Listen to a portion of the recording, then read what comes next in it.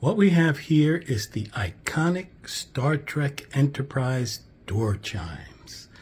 This is the old one, and this is the new one. There is a big difference.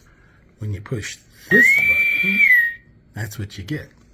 Push it again, you're going to keep getting that. But when you push this button... Captain the bridge. Spock here.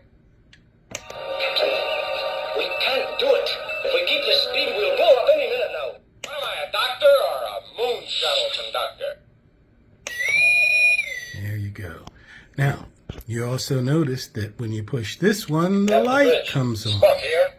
And this one, it does not. Okay, now they both have motion detectors so that when you walk by the device when it's hanging on the wall,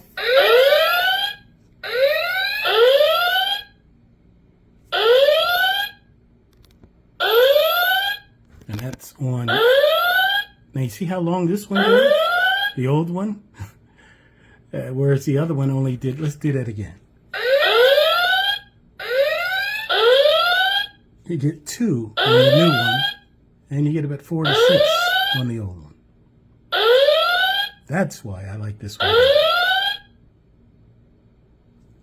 And if we switch it to this one, of course, we're going to get the iconic door sound.